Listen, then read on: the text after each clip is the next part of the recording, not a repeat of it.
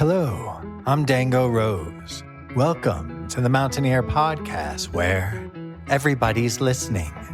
The Mountaineer brings you the latest news of the Peak to Peak region, in print, online, through our podcast, social media, and special publications. Now, listen in to the latest news of the area with our local journalists.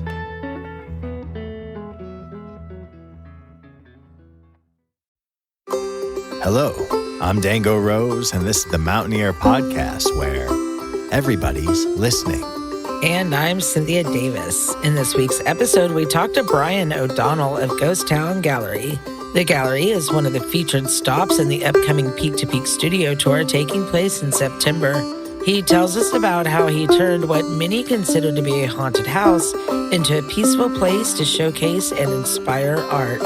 We hear this week's music mentions from Jamie Lammers, and special correspondent Maryann Rosen will share the second segment in a special 3-part series about the history of indigenous tribes in Colorado, their lands and treatment relevant to the settlement of the state into the American Union.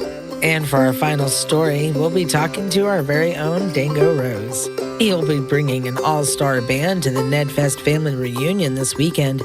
He tells us a little bit about who will be playing and what people can expect to hear during this year's Fam Dam Diggity NedFest Family Reunion. But first, some news from your neighborhood.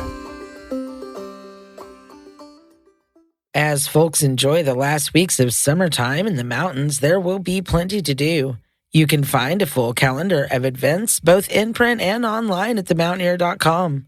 The fully loaded calendar lists both community events and government meeting times across the Peak to Peak. Again, visit www.themountaineer.com and follow the prompts to our events page. The Mountaineer has a new office in Nederland. The newly renovated space is located at 98 West 1st Street and open to the public. Stop in to place an ad, pick up a copy of the latest edition, or to renew your subscription to both the online and print edition of your local mountain newspaper. The Peak to Peak studio tour will take place September 22nd, 23rd, and 24th this year. The tour includes both galleries and local studios of artists living and working along the Peak to Peak Highway and every community and canyon in between. Enjoy a weekend of art and changing colors across the Rockies. For information on the tour, please visit the Mountaineer website. There will also be a printed guide distributed inside the weekly newspaper and available to visitors coming up to enjoy this first annual event celebrating our talented mountain artist.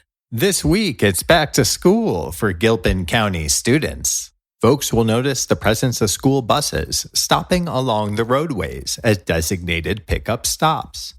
Please be aware of kids getting on and off the bus, and be sure to follow all traffic laws to ensure the safety of our children as they journey on for a higher education.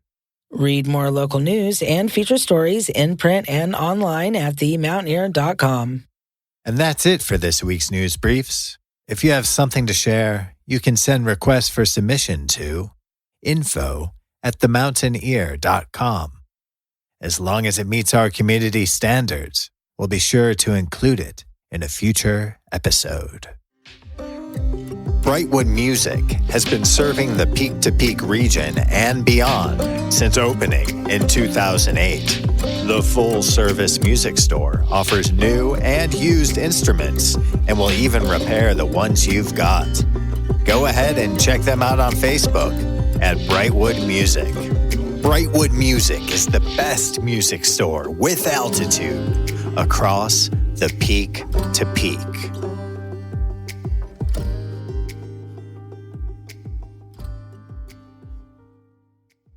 And now for our lead story. Cynthia speaks to Brian O'Donnell, owner and American artist featured at the Ghost Town Gallery. The gallery holds more than 80 paintings produced over 7 decades by Brian himself. He also talks about the transformation of the gallery from haunted house to art itself. Hi, Brian. Can you start by introducing yourself to our listeners? Hello, I'm Brian O'Donnell, born October 23rd, 1950, and I own and operate the Ghost Town Gallery featuring paintings by myself, located in Russell Gulch, Colorado. So, Brian, tell us a little bit about the story behind the name Ghost Town Gallery. First of all, the Ghost Town Gallery is located in a ghost town, an official ghost town, according to the state of Colorado, who Bureau of Tourism lists us as a ghost town. In addition to being located in Colorado official ghost town, our house has, or the gallery has local fame regarding an incident that happened there in 1904 when one of the foremen, or actually he wasn't a foreman, he was actually the bookkeeper in one of the large gold mines up in Russell Gulch, had been embezzling from the company as well as having an affair with a dance hall girl in Central City. And he was an alcoholic, apparently, and came home one day and killed his family in the house that is now the gallery. Following the murder of his family, the house was occupied for a few years after that, but never very long. People bought it and sold it. There were renters in and out. But then by probably around the 1950s, it became vacant and known in the local area as the haunted house, but it was actually called the murder house. The article in the newspaper that was written about it is titled Awful Murder 1904, Russell Gulch, Colorado, which you can search online and read about the murder. And when did you first start transforming the house into the gallery that we see today? We bought the house about 7 years ago, and it was 2 to 3 years that we spent restoring it, and then slowly have kind of opened the gallery. My paintings have been in there for 2 years now. There's about, somewhere over 80 of my paintings that cover a 50-year span. One of the paintings in there is a painting that I did when I was 15 years old. I had received some money for my 15th birthday, and for some reason went out and bought paint and a canvas, some turpentine, and brushes, and I painted a painting when I was 15 years old. And that was kind of the beginning of my career as a painter. After I did that painting, I never stopped painting after that. That original painting is down there, and paintings from the 1960s, the 1970s, the 1980s, the 1990s, and then into this century. So it covers a large period of my career as a painter. A lot of my paintings I've sold over the years, but the ones that I've retained are all down there in the gallery now. Brian, can you share more about your life's journey as a painter? I studied art in the Rocky Mountain School of Art. Most people are probably not familiar with that anymore. The Rocky Mountain School of Art was on the corner of Ogden and Colfax back in the 1970s. So that was basically my formal background was painting there. But over the years, when so many of the visitors come to the gallery, they comment that it looks like a different artist painted the paintings that are hanging there. And it's partly responsible for the fact that it does cover so many years. We talked earlier about the beginning of an artist's career and the end of an artist's career and what happens in between. And in many cases, that changes. It doesn't with all artists. Some artists find a style and they stick with it, and you look at that painting and go, that is a Van Gogh or whatever. Over the years, my style has dramatically changed. I have realism, surrealism, abstract, modern. I have all types because 50 years of painting, I was not an artist who ever felt comfortable with one thing. I wanted to try my hand at many different styles of art, and the gallery certainly reflects that. So do you think the gallery is haunted? The only kind of spirit-esque feelings that I get when I'm down there, and I do get them, is one of extreme peace. It's an unusual spot. It's at the end of a dead-end dirt road in a ghost town, surrounded by trees, very private. And when I go down there, there's this extreme sense of peace, and I've had visitors to the gallery express similar feelings. I've had unusual experiences here in Russell Gulch, but not attached to the murder house. More because the house that we live in, which is about 100 yards away from the gallery, was also left vacant for 3 years, although it was a family who moved here in about the time of the murder. I think they came a year after the murder. And then the woman who died in our house, the house we live in, was Maryann Lewis. And Maryann was born here, and she became the school teacher in the big schoolhouse, which is still here up on the hill above our house. And then she died in the house in around 1996, and we bought the house in 99.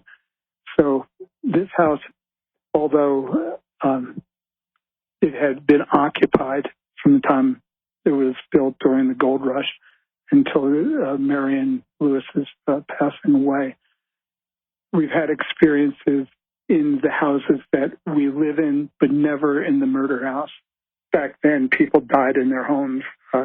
In the early 1900s, there wasn't a hospital, there wasn't a doctor, the roads were tough to get to Denver, and people died in their homes, so it was no big deal. The fact that it was a violent murder, like I said, the only feelings I get when I'm down around the house is that of peace. And but I don't attach the murder to the house anymore. Tell us more about how you transform the house and, in a way, the energy itself, and how it now honors those past victims. We bought a house that had become a haunted house. It was the classic haunted house, a house full of spider webs and insects and rodents, and rats were nesting in there. And the wallpaper was peeling off the walls. Classic haunted house. We came in and turned it into a lovely place adorned with paintings, and we did not move into the house. We simply fixed it up and then brought visitors who come and view the art, but leave, and we don't sleep there, have never slept there. So our feeling is, if there was a spirit from the victims who were murdered in the house, they're appreciative of what we've done, that we've fixed it up and made it a beautiful resting place for them. So, Brian, what advice do you have for those beginning their own journey as an artist? Of course, follow your heart. Art, music, creative endeavors, I think for the most part, you have a gift or a calling, whatever you want to call it. Follow that and forget the rest. If you become too obsessed with success, that can be a good thing for sure. But the main thing is follow your calling. If you have a calling for anything in life, I believe, and you feel as though you have a gift or a calling to do it, just do it, and then you'll live your life out.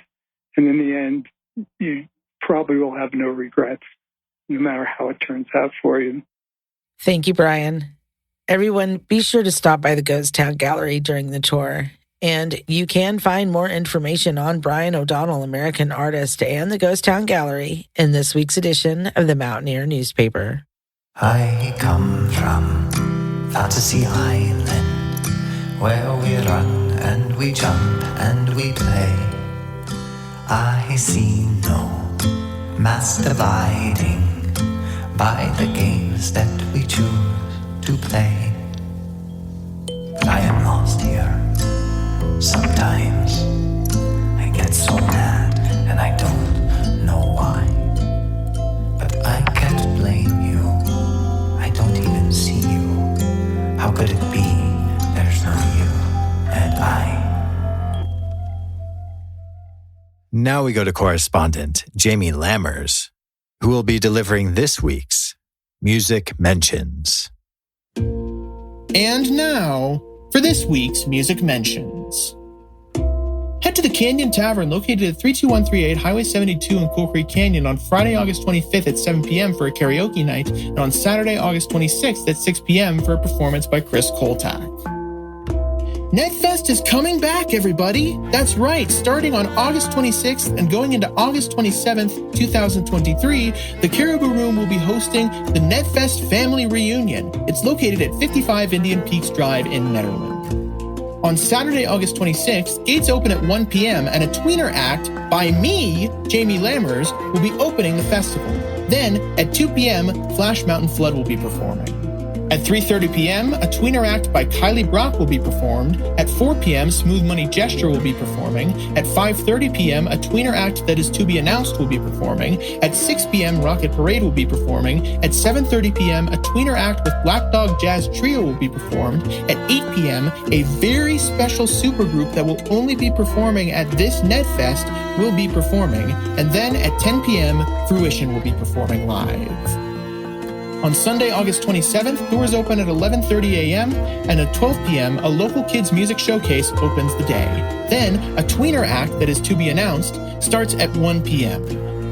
The No-Go Gilbillies perform at 1:30 p.m. A tweener act with Eric Stone starts at 3 p.m. Dango Rose and Friends featuring Dave Johnston will be performing at 3:30 p.m. A tweener act featuring John McKay will be performed at 5 p.m., and the Hillbenders will be performing at 5:30 p.m.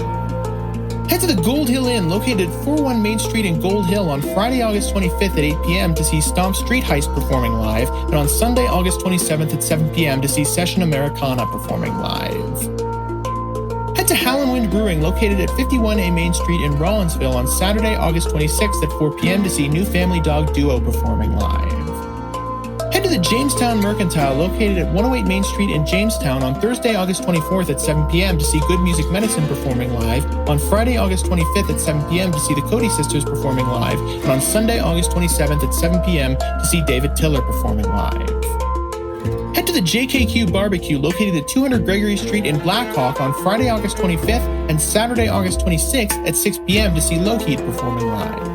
Head to Knotted Root Brewing, located at 250 North Caribou Street in Nederland, on Friday, August 25th at 6 p.m. to see Black Dog and Friends performing live, and on Saturday, August 26th at 5 p.m. to see Randy DeLude and Lonnie Howell performing live.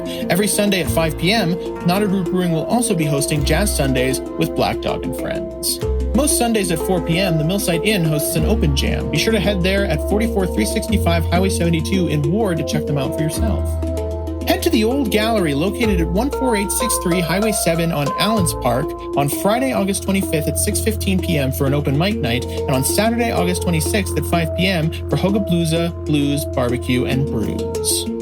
Head to the United Center Incorporated, located at 1440 Colorado Boulevard in Idaho Springs, on August 27th, Sunday, at 7 p.m. to see the Martin Gilmore Trio performing live. And finally, head to the Very Nice Brewing Company, located at 20 East Lakeview Drive, number 112 in Nederland, on Friday, August 25th at 6 p.m. to see Dan Williams performing live, and on Saturday, August 26th at 5 p.m. to see Stone Hall performing live.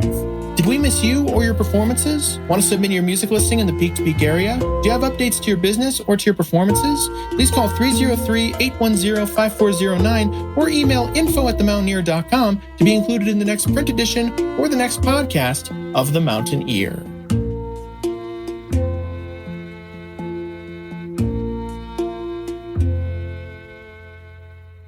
Thank you, Jamie. Now let's drop in with special correspondent Maryann Rosen, who shares the second segment of a 3-part series about the history of indigenous tribes in Colorado, their lands, and treatment.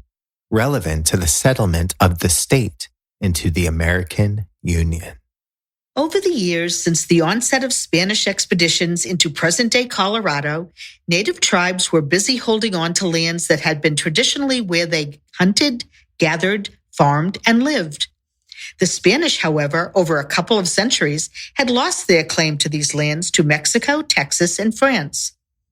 With no consideration given to the fact that this land was already inhabited and home to indigenous tribes, the land kept changing hands behind or in front of the scenes. In 1803, the United States received eastern Colorado as part of the Louisiana Purchase, and then along came westward expansion and the manifest destiny. With an insatiable taste for land and space, European settlers wanted to spread out, and with this began a history of treaties, some fraudulent, some broken, and of wars in order to gain land and support transcontinental migration. Around 1812, a philosophy called the manifest destiny began taking hold among some Eastern colonists and settlers. This was a cultural belief among some white Christians that American settlers were divinely destined to expand across North America. This philosophy was based on the belief that America had special virtues. It was seen as a way to push beliefs and culture on others. Americans wanted more land, and this was a good excuse to take it. Manifest destiny was controversial and contested by some. Some Americans and political leaders did not buy into the idea that the U.S. was a divinely favored nation. They believed that the government should purchase lands from native tribes while still allowing indigenous people more than enough land to use for themselves. While some believed that manifest destiny was just a way to rid America of indigenous peoples and also Mexicans, others thought that more land and expansion would be an economic boon. It actually was for some businessmen and politicians who grew wealthy from Western natural resources, such as timber, iron, gold, silver, and oil. Whatever the beliefs, once the Monroe Doctrine banning any more European colonization of the Western Hemisphere was enacted, manifest destiny and Western expansion took off, as it was thought that in order to stop European colonization, America needed to own land from sea to shining sea. By 1830, in its quest for land, the U.S. had passed the Indian Removal Act, as it was called at the time, an act which is pretty self-explanatory.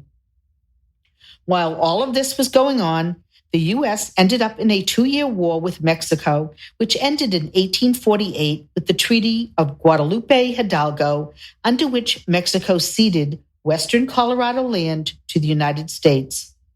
At the same time, the government compensated Texas for its claim to southern Colorado, and the boundaries of current-day Colorado were established.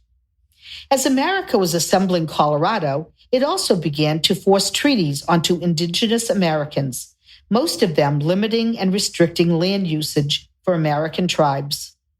Around the same time, in mid-19th century, Christian missionaries and the federal government opened boarding schools for Native American children who were sometimes forcibly removed from their families. The idea was to eliminate any traditional American Indian ways of life and replace them with mainstream American culture. No native customs were recognized, and children were not allowed to use their native language, follow customs, or dress or wear their hair in traditional ways. Native children were physically and emotionally abused, sexual assault ran rampant, and extreme discipline was used. Things continued to get worse when in 1858, gold was discovered in what is now Denver. Word reached the East, and by 1859, there was a full-blown Colorado gold rush, and one that hit close to home. Prospectors became the first major non-native population to settle, and many early towns, including Denver, Boulder, Golden, and smaller mining towns such as Gold Hill, Central City, and Black Hawk were created. The first big strike of gold was discovered in what is now Central City. Central City became the economic center of Colorado for 2 decades and was known as the richest square mile on Earth. This discovery of gold would affect Ute and Arapaho tribes who lived in the Black Hawk, Central City, and Nederland area, and in Boulder. Nederland was where Native Americans in the area summered and used the valley and river left behind by glaciers formed thousands of years prior. In 1858, gold prospectors arrived near Fort St. Vrain and then made camp where Boulder Creek rushes down from Nederland. Arapaho Chief Niwot, or Left Hand, rode from Valmont Butte to greet them in peace, but also to tell them to leave. He told them that the place was cursed and uttered his supposed famous words, that people seeing the beauty of this valley will want to stay and never leave, but that their staying would be the undoing of the area's beauty. Tensions arose and violence was threatened. However, Niwot, ever the peacemaker, grew to realize that perhaps the only way Native tribes would survive was to make peace with the white men. As we know, there are many nods to Chief Niwot in the area. The town of Niwot, Niwot Ridge, Left Hand Creek, Left Hand Canyon, and Left Hand Brewery, to name a few. When miners also discovered gold and silver at Pikes Peak, a very sacred space to indigenous tribes, they also noticed the bounty with total indifference to Native Americans already calling it home. Indigenous peoples found themselves in a seemingly losing battle to retain homelands. With the promises of land and riches, rapid population growth led to the official forming of the Colorado Territory in 1861. For Native Americans, however, this was just the beginning of a series of massacres, wars, loss of lands, tragedies, and creation of more reservations. Next week, listen in as we talk about the aforementioned and Colorado becoming a state. Get ready, jazz lovers. It's time for the Nederland Jazz and Wine Festival 2023. On Saturday, August 26th, the Nederland Jazz and Wine Festival will be hosted at Japita Park in Nederland, Colorado from 11 a.m. to 5 p.m. It will include jazz acts, a headliner, a middle performer, and an opener, wineries, cideries, meaderies, distilleries, and breweries, NA beverages, crafts vendors, and food vendors and food trucks with special pairing menus. From 11 a.m. to 12 p.m., the Wellington Bullings Duo will be performing live. From 12 p.m. to 2 p.m., Sarah Mount and the Rushmores will be performing live. From 2 to 3 p.m., the Wellington Bullings Duo will be performing again. And from 3 to 5 p.m., the headliner Bill Copper Quartet featuring Mitchell Long will be performing live. Be sure to check out the Nederland Jazz and Wine Festival on Saturday, August 26, 2023 from 11 a.m. to 5 p.m. at Japita Park in Nederland, Colorado. For more information about the event, please visit nedjazzwine.com.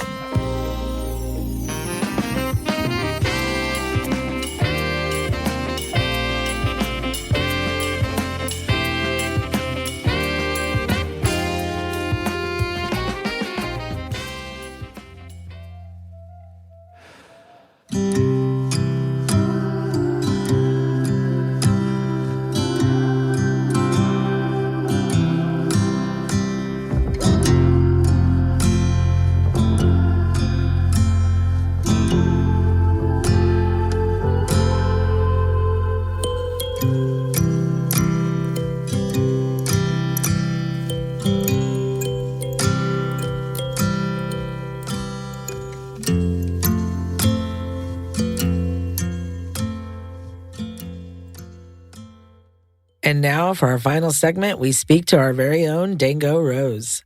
He'll be leading an all-star band at this year's NedFest Family Reunion. Dango, can you start by introducing yourself? Well, this is Dango Rose of the Mountaineer Everybody's Listening podcast. And This is Dango Rose of Elephant Revival, and also Dango Rose and Friends of the NedFest Family Reunion. And you do have some history with NedFest, which also led you to the task of forming this all-star troupe. Can you share? interesting story. I've known Chris, of course, for years, and everybody at NedFest. They've been doing a wonderful job. My first time there was 2000, I believe it was. So not right at the beginning, but that was 23 years ago. A pivotal moment in my life, actually helped bring me to Netherlands in the first place. Just a magical experience that so many people have had at NedFest. And then I was playing a pickup gig at the Avery Brewing Company with Dave Johnston, Taylor Sims, and Silas Herman. That morning, before I was leaving the house, I got an email from Chris asking if I wanted to put together a band with Dave from Yonder for the NedFest Family Reunion. And it was really interesting because she had no idea that we were playing together that day. So it felt very like a moment of synchronicity and kismet. And I let her know that, well, I'm actually going to play a show with Dave right now. So let's do it. So tell us more about the lineup. Dango Rose and friends at the NedFest Family Reunion will consist of Dave Johnston from Yonder Mountain String Band, myself, Bridget Law from Elephant Revival, my good dear friend of 20 years, Taylor Sims, who's doing amazing work at so many bands and collaborations on the Front Range, really one of the most on-the-scene musicians and multi-talented. So it's been a real joy working with him and getting to know him better. And then, of course, Silas Herman from the Caribou Room and Netherlands, and honestly, just one of the best pickers out there today. Agreed. I like to refer Silas playing the mandolin as just tearing it up. It's been quite amazing watching him evolve into the musician that he's become. He can tear up the mandolin pretty well, and he has sensibility to find the space within the music, and even in bluegrass styles. He can really sense and find the space to allow for magic to happen. So just playing with him a couple times, I've really recognized that. And yeah, it's ear-opening, eye-opening, and heart-opening. So the set will be a mix of genres. I guess it's safe to describe it as a bluegrass jam folk fusion mix. Yeah, that really nicely stated, Cynthia. Bluegrass folk jam fusion. So yeah, it's just by the nature of it all, it will be kind of bluegrass forward. But yeah, I mean, you add myself and Bridget to that mix, and from Elephant Revival, we're not a bluegrass band, so naturally, I think other elements will come in. Dave is a fantastic songwriter. So yeah, I think there will be this nice song focus as well, and then finding the space and the arrangements for those moments of jam to occur. And when does Dango Rose and friends play? We're playing at 3:30 on Sunday, 3:30 to 5 o'clock. So Dango, do you have anything else you want to share with our listeners? Just how awesome this is going to be, the whole NedFest Family Reunion, at its very essence, is such a cool concept. I mean, obviously it's not like a new concept, but to bring it back this way, kind of like the way that it all began, which I believe was in 1997, and really focusing local. And of course, we have some acts coming from out of town as well. Fruition the night before at the Caribou Room, one of our favorite bands. But really a strong local presence in the present, and then also from the past, which of course will lead into the future. And it's just going to be a really sweet time, and I'm so excited for it and looking forward to it.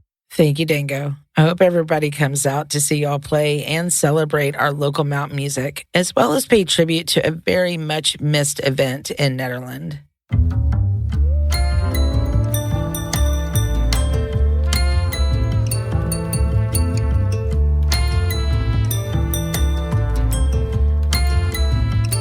As my steel eye opens, thriving as a child, jumping from railroad cars,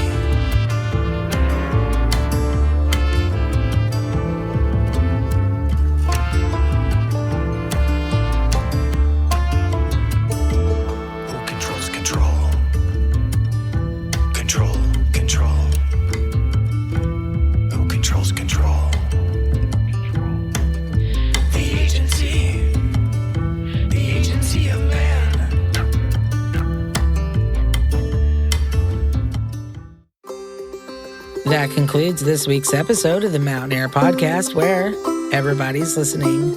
Visit our website at www.themountaineer.com to read more information about today's guests. Pick up a copy of this week's print edition of The Mountaineer at newsstands all across the Peak to Peak. I'm Dango Rose. And I'm Cynthia Davis. Thank you for listening. You name it, we've got it.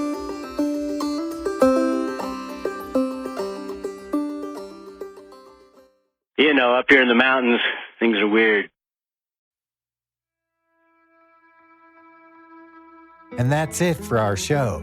Subscribe online to get more access to more news, weekly updates to our community calendar, and a link to our YouTube channel by visiting themountaineer.com. Be sure to use the coupon code PODCAST when subscribing for a 10% discount, only available to our listeners. If you are in the local Peak to Peak area, be sure to pick up a print edition of The Mountaineer at a local business. I'm Dango Rose. Thank you for listening.